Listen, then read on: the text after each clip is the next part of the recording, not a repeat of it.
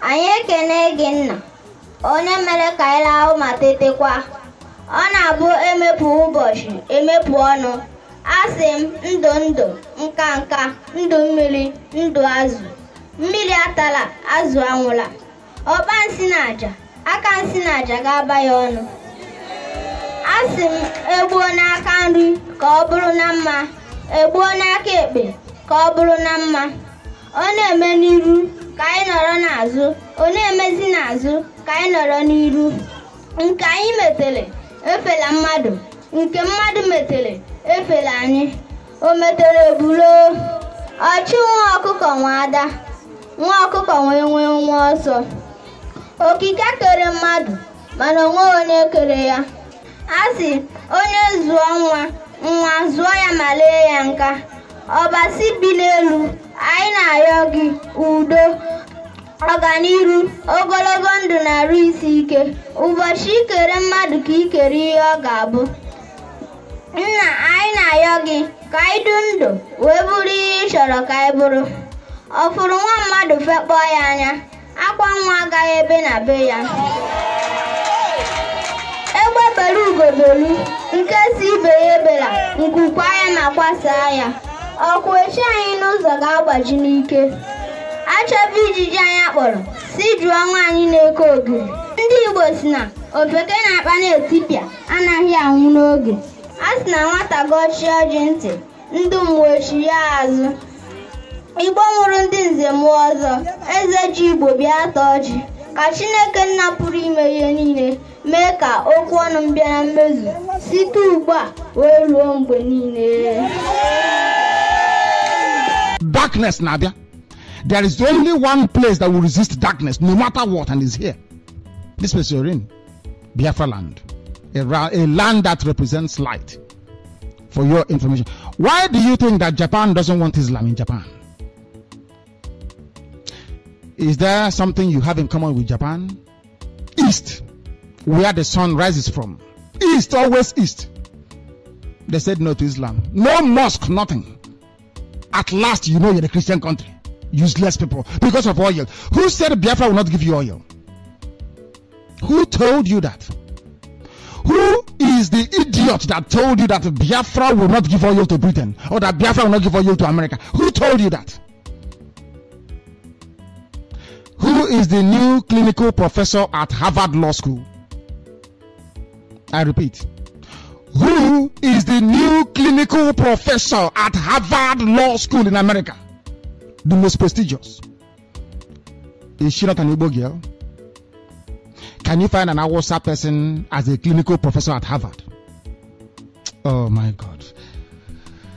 Anyway, they said I shouldn't be upset, and I'm not. Please have mercy. Please have mercy. People who don't know who they are. Why am I preaching to them? Because Chukwuabema said I should do so. I should get on with it and stop complaining. 5 people told me the something the barrister said. Chukwuabema said, just get on with it and do it. If you complain too much in your next life, you will do the same job again if you don't take time. And I'm now begging. This is enough. I don't want to see this again. Please, Chukwuabema, have mercy.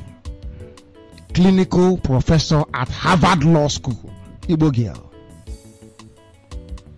And I'll get to her name in a minute, because there's no need saying something if you cannot substantiate it. I want the name of our sister who is the clinical professor at Harvard, please. If I don't get it, I can't continue. I need Awusa to understand. We are not in the same league with them. We can never be. We can never be in the same league with Awusa people. Never, ever, ever. Not in the same league. They called her a Nigerian lady. When we are doing well abroad, they say, oh, Nigerian. It's a Nigerian person. It's a Nigerian lady. When they're not doing well, you become Igbo. Oh, these Igbo shops here. When they are doing well, it's nice. Look at what Yoruba will do. You don't know. Her name is Dila Omunna. She's the clinical professor of law at Harvard Law School. Dila Omuna has been appointed the clinical professor. She has been a lecturer at HLS since 2007 and is deputy director and clinical instructor at Harvard Law School Criminal Justice Institute, in which she supervises third-year law students in their presentation of adult and juvenile. Oh my goodness me.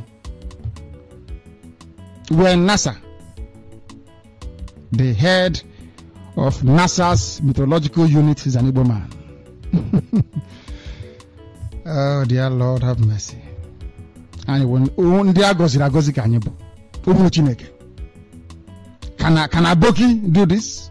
Aboki, thank you very much, Obona, but thank you as well for giving me her name. Aboki, can you be a Harvard Law School professor? Malam, can you ever be, not even in Saudi Arabia, can you be a scholar in Arabic studies? Because you don't have it in you. That's what I said to people. If you're being jealous, you are wasting your time. If you don't have it, you don't have it. Now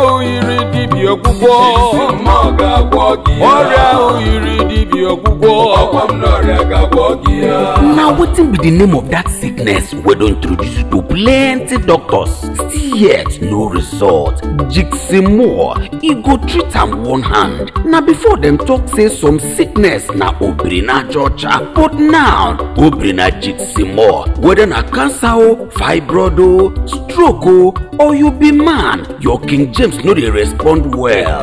No worry yourself. Make you use Jiximore natural product because you no dey fear any sickness at all. No let that yeye sickness send you to early grave. My brother, no grief any sickness o. No allow anybody deceive you. If no be Jiximore natural product, no drink am at all. Jiximore, e dey work with the Siam. People must come out to say that enough is enough. When you travel to the north, do you live in the forest in the north?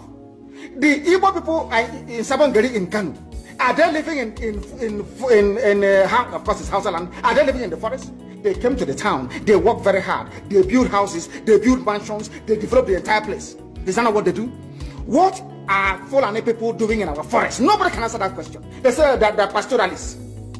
World aspiring to be a member of the UN Security Council, where you move cattle from place to place. Are you people well at all? You so-called Nigerians, are you normal in the brain? I'm asking you a simple question. Show me a country that aspires to be in the 21st century, moving cattle from place to place. Tell me they're grazing. Which country is that? Please tell me. These are people that have prepared for you to sell you down the drain. By the time the Fulanis are done with you, believe you me, if you don't rise up now to fight for your freedom, by the time Fulanis are done with you, you'll be more useless than a Hausa peasant. We're not going to stop telling ourselves the truth as Northerners, whether you like it or not, whether it hurts or it doesn't. But we're just going to have no option than to tell ourselves the truth.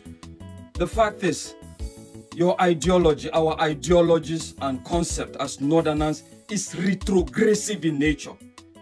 It's anti-developmental in nature. It's holding the country back in so many ways. Let's be factual with this. Let's look at it. When the headers started making all this havoc on communities, people advocated for the anti-open grazing bill. Who were the front runners in regards ensuring that this bill doesn't come through? The Northerners. They kicked against it seriously, that at the end of the day it could not scale through.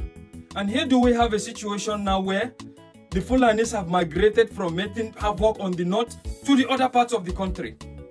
And funny enough, you went against this bill, but when Fulanis are now committing this havoc on people, you tend to dissociate yourself. You say that it's not a northern thing, it's a Fulani thing. Nobody can tell me that.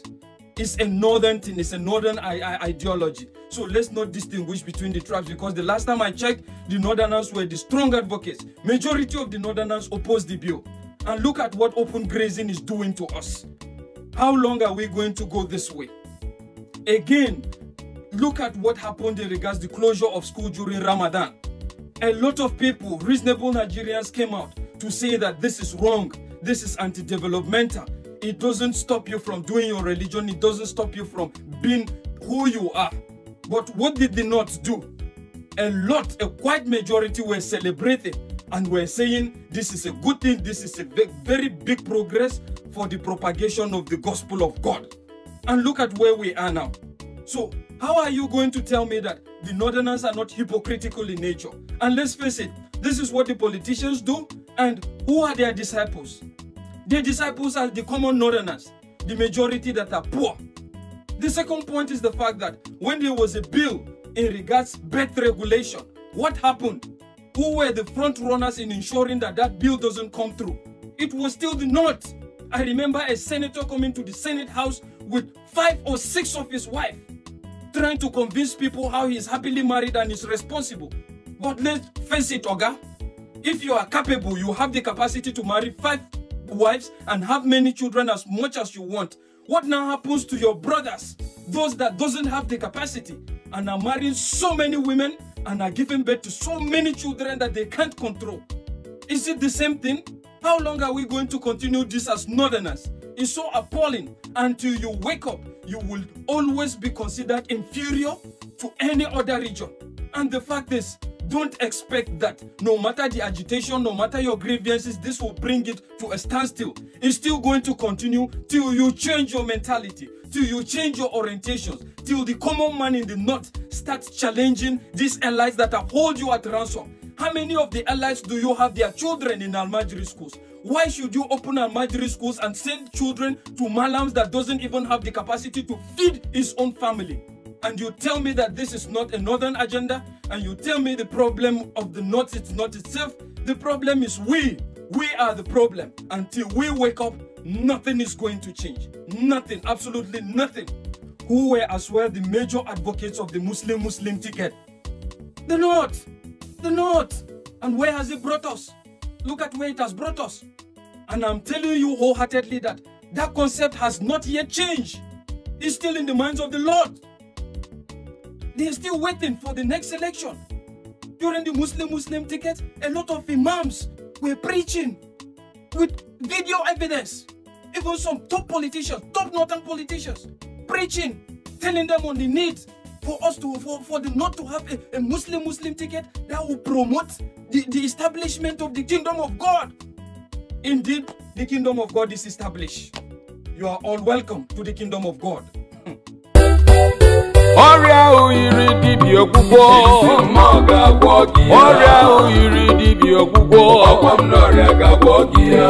wetin be the name of that sickness we don introduce to plenty doctors, still yet no result?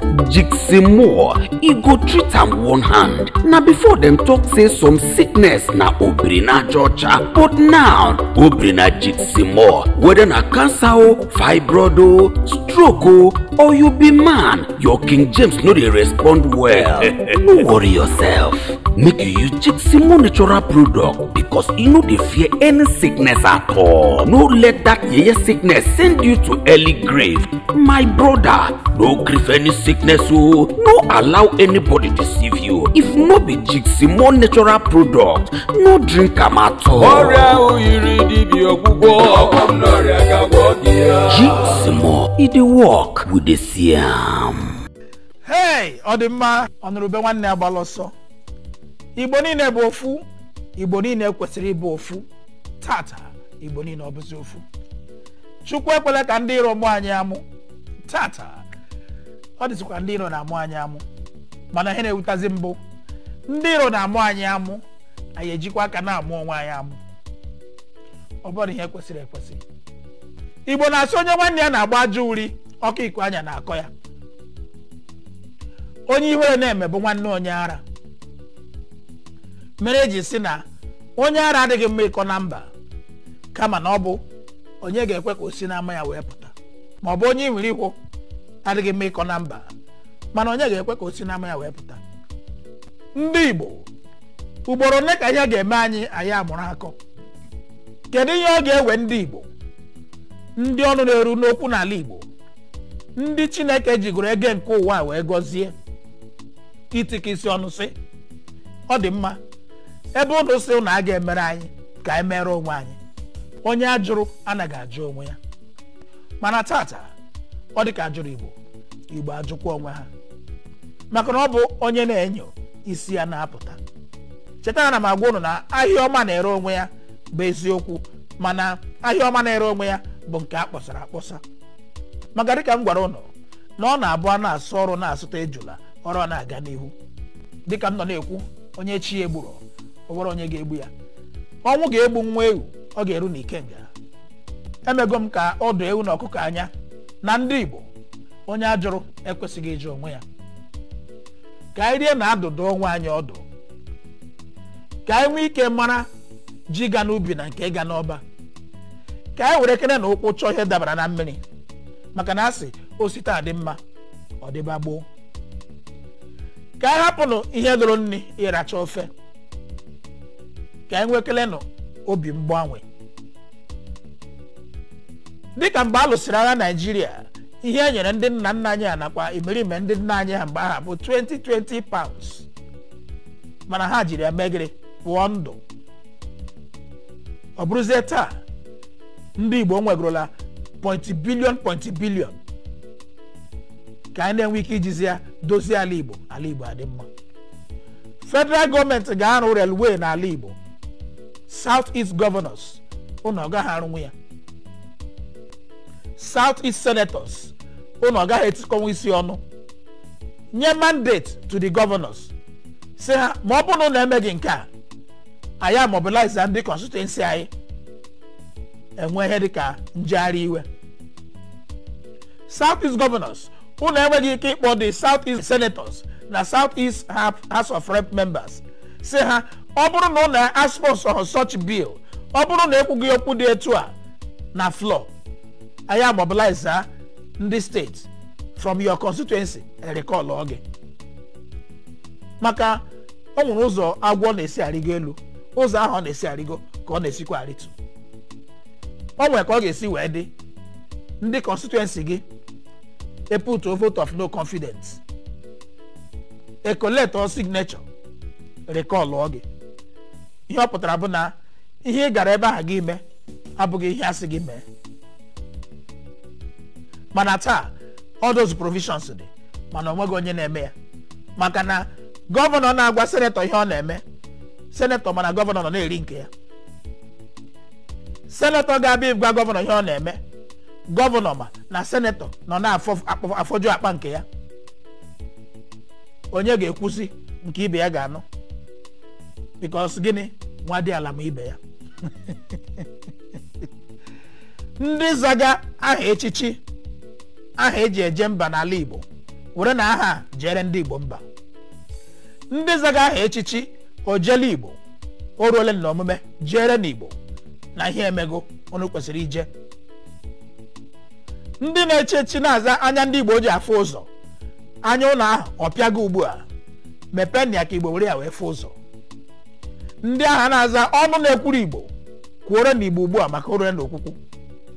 Unu ekwesịrị ịbụ ọtụrụkpọkpọ si nne ya nwụọ ya ga-eji ọnụ wee tụtụ ọjị, nne ya nwụọ eto ya n'ọnụ. Kedu ihe mere na ọnọdụ ndị Igbo ji ọdịrị ndị Naịjirịa mma? Onye Igbo agaghị anọ ebe obi mee biznes ya n'udo. Onye Igbo agaghị anọ ebe obi biri ọfụma na-enweghị nsogbu ma ọ bụ mmekpa ahụ. Onye Igbo agaghị anọ na-enweghị onye dọrọ ya aka n'ọnụ. Ọ bụgo ndị ka ebere apụta n'ala Yoruba na-asị ha ga-ewere ala ha ama agba akpada, anyị ga-ewere achị ya azụ. Igu ụgbọala taa gụnwa na-ekwu okwu a buru ya na tụmadị ụgbọala eresịrị gị abụrụ ụgbọala na-adịghị mma, ga-ala dozisia ya. Mgbe anyị dozisara ya kwụrụ chim, onye igoro ya lọghachite azụ si ya na-abịa iburu ya, ị ga-ebunye ya. Abịa n'ala Lagos egosi ndị Igbo swamp, egosi ndị Igbo mmiri, ndị Igbo ego wuchie ya, mejie ya ọfụma n'ụlọ, arụchazie ọ na-apụtasị ama agbaala ọnwụ, anyị ga-anara ha ya. Ụna anara ha ya na gịnị mere? Ndị ọnụ na-eru n'okwu n'ala Igbo kwuo na okwu ugbu a na mmadụ nwa ọgọdọ ewu na-ata. Ndị Igbo kwanụ dịka m nọ na-ekwu na mbụ, ofu osisi ekwesịghị igwu mmadụ n'anya ugboro na-abụ. O ruole mgbe akụ anyị ga-eruwe ụlọ. kedu ihe ọ ga-ewe ndị Igbo isi ka emekere nke a na-akpọ mass exodus onye ọbụla natakịrị ndị a na-abụ eme ha sị anyị na bebe isi na bebe isi anyị a na-emekwa dịka nwere ebe isi go home is not abuse unless if you don't have a home o nwere ebe isi gịnị mere anyị enwe ike isi oke ka akpakọrọ na nkata n'ime onwe anyị onye ọbụla nata ka ndị afụkere na Igbo nwere ihe a na-emere ha maka na big man na-asọ onwe ihe poor man ga-emere ya ụbọchị ọ ga-egbu ewu poor man ga-ahụ ya bụ ewu mana ọma mkpenụ mme ọha na eze nwere ndị nwere appointment ndị Igbo speaking nwere ndị enyere appointment na-enye ha contract ndị Igbo community nwere ndị enyere appointment na-enye ha contract kedu ka ha ga-esi kwuo ka ọ dịrị Igbo mma ọha na eze ikekwa nwere ike prezidenti bụ kandideti gọvanọ ka ezi ka ọ ga-esi ekwu ọkwa ifugo ya bụ ihe ọ bụla arachata n'akụkụ ọkụ na-aga n'akụkụ ọnụ o nweghị ihe eriri were igbo agụrụ ndị Igbo ka anyị were kere nụ ofu olu na ofu obi were mee ihe ọ bụrụ na gọọmenti ala anyị nwere ike ịnọ ha nwee ike isi ka edreje river Niger One River Uguta Lake ha enwe ike isi ka eme ofu airport n'ala Igbo ka ọ bụrụ standard international airport onye Igbo lọtawa from obodo oyibo ya daa n'ala Igbo ahapụ ihe niile a Abuja na Lagos anyị na-akpazi na-enye ndị a anyị na-ata na-abụ ha n'obi ha na-ata na-abụ kpọsị anyị anya ndị Igbo South East Governors South East Senators South East House of Rep members tinyekere n'ọnụ n'okwu a tikọkere n'isi ọnụ ọ bụgodo ịrụ railway ga-agba steeti Igbo niile okirikiri from Enugu to Ebonyi Enugu to